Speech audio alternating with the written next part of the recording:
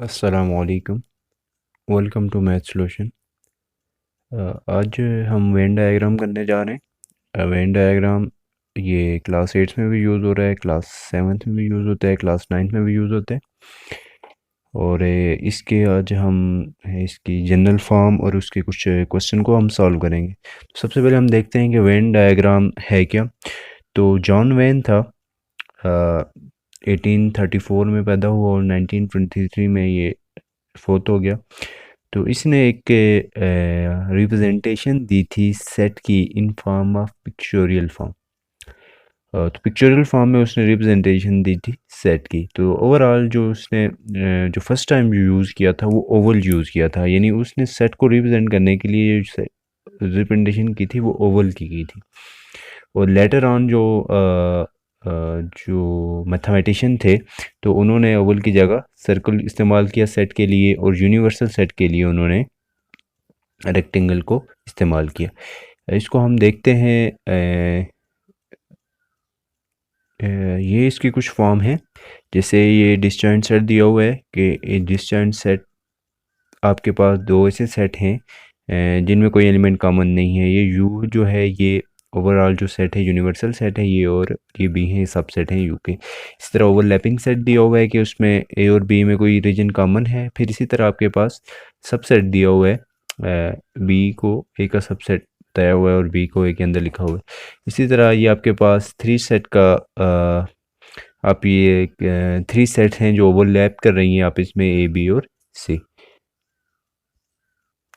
जिस तरह हमने सेट में इसकी प्रॉपर्टीज़ प्रूव की थी, इसी तरह हम वेन डायग्राम के थ्रू भी इसकी प्रॉपर्टीज़ को प्रूव करेंगे। जैसे एसोसिएटिव प्रॉपर्टी है, कम्यूटेटिव प्रॉपर्टी है और डिस्ट्रीब्यूटिव प्रॉपर्टी। ये तीनों प्रॉपर्टीज़ को हम वेन डायग्राम के फॉर्म में भी प्रूव करेंगे। तो चले हम चलते हैं अपने एक्सरसाइज 1.3 के क्वेश्चन नंबर 1 की तरफ। 1.3 का क्वेश्चन नंबर 1 आपके पास है commutative property of union and intersection. तो आपने कम्यूटेटिव प्रॉपर्टी फाइंड करनी है वेन डायग्राम के थ्रू। इसकी क्वेश्चन है आपके पास A is equal to 3 5 7 9 11 13, B is equal to 5 9 13 17 21 and 25। तो सबसे पहले हम फाइंड करते हैं कम्यूटेटिव प्रॉपर्टी ऑफ यूनियन। तो पहला काम आपने जो करना है इसमें, आपने एक यूनिवर्सल सेट लेनी है और यूनिवर्सल सेट को हम इन फॉर्म ऑफ रेक्टेंगल लेते हैं।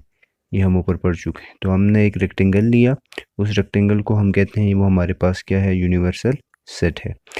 ये हमारे पास यूनिवर्सल सेट है, इसको हमने यू से रिप्रेजेंट किया। अब हमारे पास सेट ए हमने सेट लेना है। तो ए के एलिमेंट जो होंगे, ये मेरे पास सेट ए है और ए और बी में देखें आपके पास जो नंबर है वो लैप कर रहे हैं, वो 5 है, 9 है और 13 है। 5 9 और 13। तो 5 और 9, 5 9 और 13 को आपने इधर साइड पे लिख लेना है।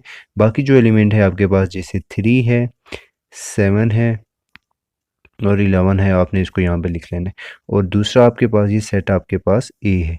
अब दूसरा सेट आपके पास सेट बी है और बी के एलिमेंट हैं 5 9 13 17 21 और 25। इसको आपने साइड पे लिख लेना।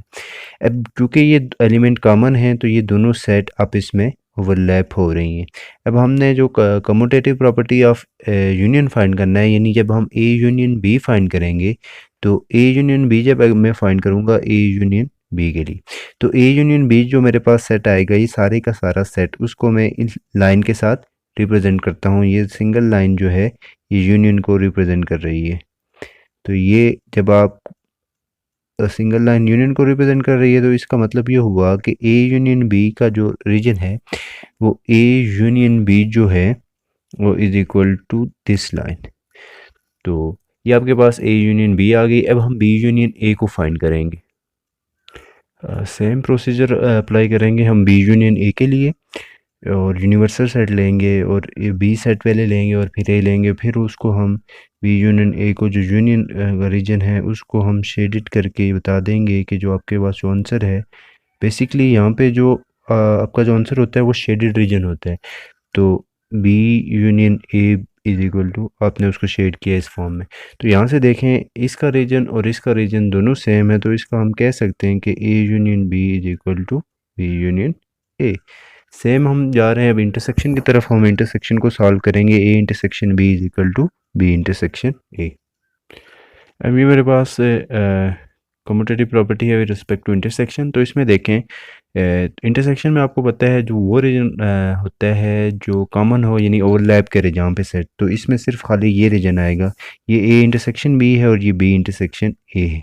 तो इनमें देखें जो आपके पास कॉमन रीजन आ रहा है वो सेम आ रहा है, तो इसका मतलब है ये वेरीफाई हो गया डी मॉर्गन लॉ की, सॉरी, वेन डायग्राम के थ्रू भी। अब हम चलते हैं क्वेश्चन नंबर 2 की तरफ। Set of natural number and set of integers. तो सबसे पहले हमने ए कम्यूटेटिव प्रॉपर्टी फाइंड करनी है, यानी A union B is equal to B union A. तो ए यूनियन बी जे मैंने बनाया हुआ है और बी यूनियन ए में इसको यहाँ पे बना रहा हूँ।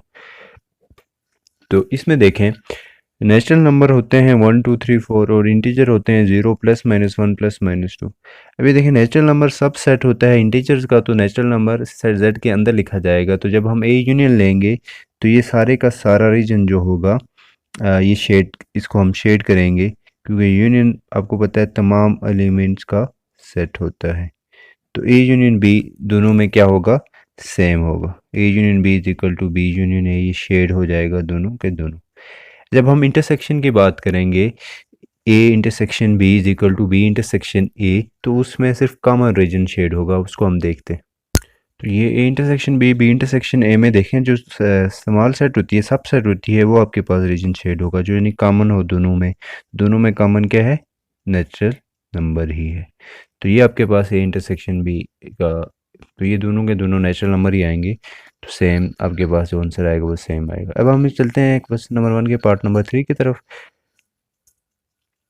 इसका तीसरा पार्ट है x such that x belong to natural number and 8 is less than x less than 18 less than और इक्वल टू।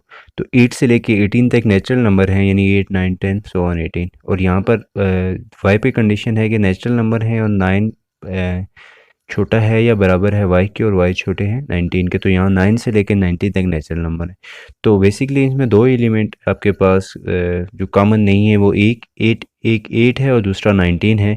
जब हम ए यूनियन बी की बात करेंगे तो 8 को हम ओवरलैपिंग सेट से बाहर रखेंगे, 8 और 19 को।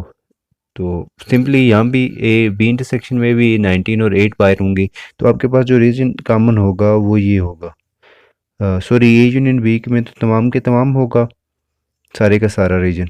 और ए इंटरसेक्शन बी के लिए सिर्फ ये 9 to 18 रीजन आपके पास ओवरलैपिंग रीजन कॉमन होगा। अब इसके चलते हैं इसके इंटरसेक्शन में। तो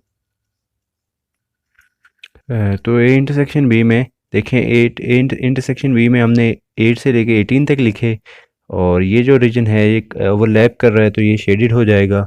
और ए इंटरसेक्शन बी में सेम रीजन ये शेडेड होगा। अब इनको हम एक ही डायग्राम में भी हम सॉल्व कर सकते हैं, और एक डायग्राम में सॉल्व करने का तरीका ये है कि आप एक डायग्राम बनाएं और सेट लिखें, जैसे मैं सी लिख रहा हूँ और ये मैं डी लिख रहा हूँ। अब क्या करना है, यहाँ पर 8 है और यहाँ पर 19 है।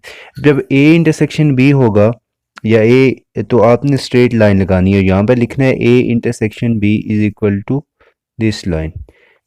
अब बी इंटरसेक्शन ए जब आप लिखेंगे बी इंटरसेक्शन ए, तो आपने वर्टिकल लाइन लगा देनी है, यानी इन्हीं लाइन को आपने वर्टिकल कर देना है। तो उसमें आप एक ही डायग्राम में ये दोनों के दोनों क्वेश्चन को आप सॉल्व कर सकते हैं हॉरिजॉन्टल और वर्टिकल लाइन की मदद से।